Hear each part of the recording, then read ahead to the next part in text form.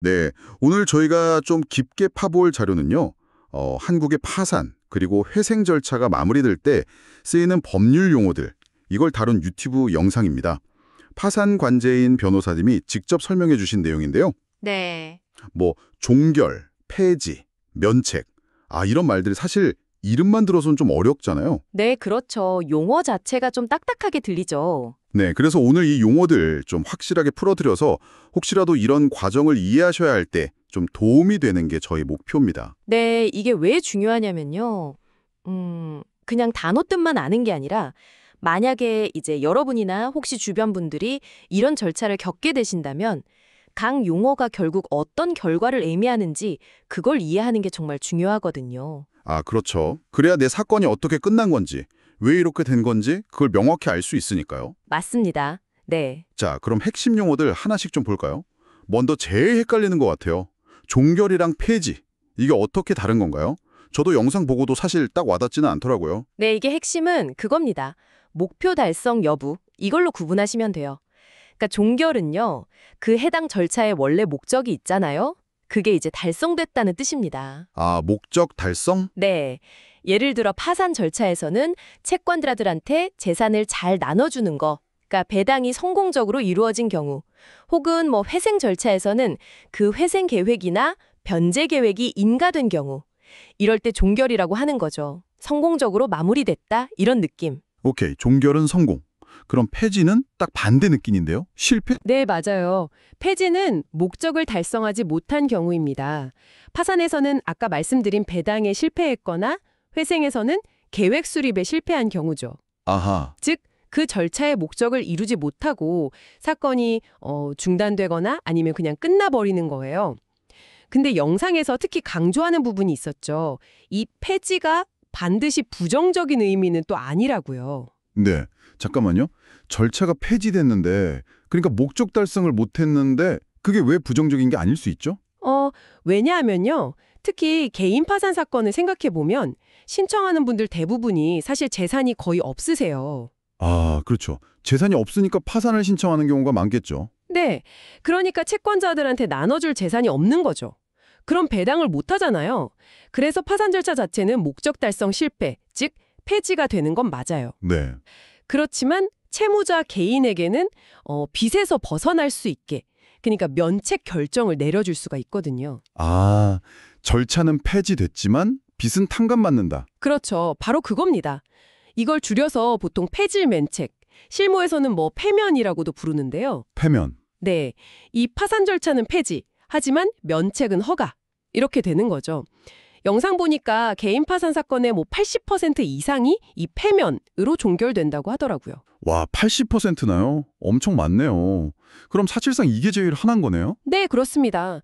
그러니까 채무자 입장에서는 일반적으로는 꽤 긍정적인 결과라고 볼 수 있는 거죠. 절차는 멈추지만 어쨌든 빚에서는 해방돼서 새 출발은 가능하게 되는 거니까요. 야, 폐지라는 단어만 들었을 때랑 느낌이 완전 다른데요. 진짜 반전이네요. 그럼 반대로 면책까지 못 받는 좀 안 좋은 결과도 당연히 있겠죠? 영상에서 면책 불허가랑 면책 기각 이것도 나왔는데 이건 또 어떻게 다른 거예요? 네, 이것도 구분해야 하는데요.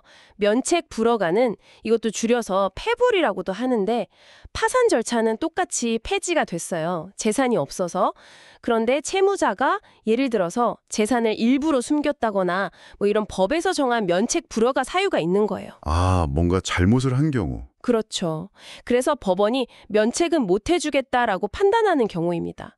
그럼 빚은 그대로 남게 되는 거죠. 상당히 안 좋은 결과죠. 네, 그건 정말. 반면에 면책 기각은요, 이것도 폐기라고 줄여 말하는데 이건 채무자가 법원의 절차에 너무 비협조적이거나 불성실할 때예요.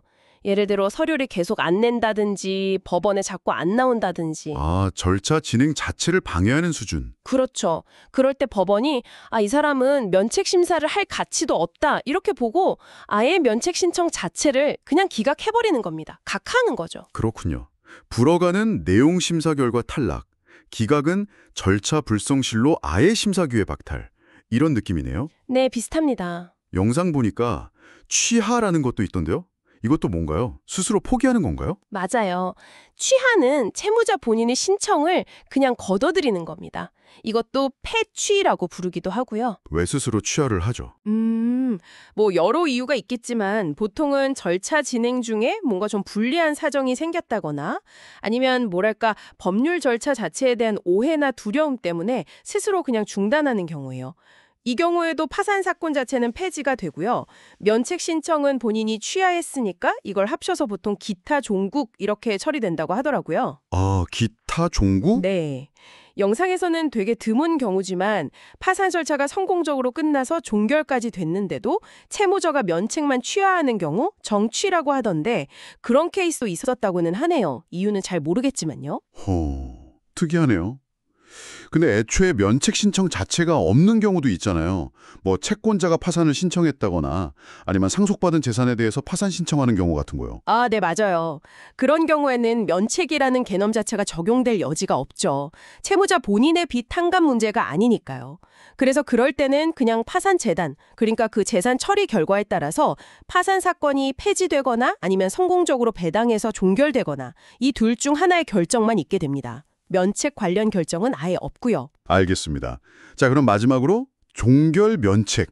이건 그럼 가장 이상적인 시나리오겠네요. 그렇죠. 이것도 정면이라고 부르는데 파산 절차가 성공적으로 끝나서 채권자들한테 배당까지 다 이루어지고 종결, 그리고 채무자 본인도 빚에서 벗어나는 면책까지 받는 경우 이게 어떻게 보면 가장 베스트죠. 네, 모든 게 잘 풀린 경우. 네. 근데 여기서 영상이 또 하나 재밌는 포인트를 짚어주는데요. 만약에 채무자 재산을 팔아봤더니 딱 세금 낼 돈만 나왔어요. 그래서 세금만 내고 실제 채권자들한테 돌아간 배당금은 없다. 그러면 이건 종결이 아니라 폐지 면책으로 봐야 한다는 겁니다. 아, 배당금이 없으면 세금만 냈어도. 네. 왜냐하면 파산 절차의 최종 목표 중 하나가 채권자 만족인데 세금은 국세청 우선권이라 먼저 떼가는 거고 실제 채권자에게 돌아간 게 없으면 그 목표는 달성 못한 걸로 보는 거죠. 그래서 폐지 면책이라는 거예요. 와, 이것도 되게 디테일하네요. 자, 그러면 정리를 한번 해볼까요? 파산이나 회생 절차가 끝날 때는 우선 그 재산 처리 결과에 따라서 종결, 이건 목표 달성, 성공, 또는 폐지, 이건 목표 미달이나 중단, 근데 꼭 나쁜 건 아님? 이렇게 나뉘고요. 네. 그리고 이것과는 별개로 채무자의 빚 탕감 문제인 면책은 허가될 수도 있고 면책, 불허가 될 수도 있고 불허가, 신청 자체가 기각될 수도 있고 기각, 아니면 스스로 철회할 수도 있다. 취하. 이렇게 되는 거군요. 정확합니다. 그리고 아까 말씀드렸듯이 개인 파산에서는 폐지 면책이 압도적으로 가장 흔한 결과라는 점, 이걸 기억해 두시면 좋을 것 같아요. 네, 폐지 면책이 80% 이상. 네. 여기서 조금 더 생각해 보면 되게 흥미로운 게 이 용어들이 결국 파산회생 절차가 사실은 두 개의 트랙으로 진행된다는 걸 보여주는 거예요. 하나는 재산을 청산하거나 분배하는, 말하자면 재산 처리 트랙, 이게 파산 사건이고요. 네. 다른 하나는 채무자의 장래 책임을 면제해주는 채무자 구제 트랙, 이게 면책 사건이죠. 아, 사건이 두 개군요. 파산 사건, 면책 사건. 그렇죠. 보통은 이게 같이 신청해서 같이 진행되지만 법적으로는 엄연히 다른 목표를 가진 두 개의 사건인 겁니다. 그래서 결과도 따로 나오는 거고요. 종결 폐지 결정이랑 면책 불허가 기각 취하 결정. 그렇군요. 한두 달 정도 있다가 면책 결정을 내리는 경우가 많았는데 최근에는 좀 효율성을 위해서 판사님들이 두 결정을 거의 같은 날 동시에 내리는 경우도 많아졌다고 하더라고요. 아, 절차 간소화를 위해서군요. 네, 그런 셈이죠. 자, 오늘 정말 복잡한 용어들 명쾌하게 정리해 주셨는데요. 마지막으로 저희가 항상 드리는, 여러분께 던지는 생각할 거리입니다. 아까 영상에서 그 채무자가 법에 대한 오해나 막연한 두려움 때문에 사실 본인에게 유리할 수도 있는 면책 신청을 스스로 취하하는 안타까운 사례도 있다고 언급됐잖아요. 네, 그런 경우가 종종 있다고 하죠. 이걸 보면서 든 생각인데요.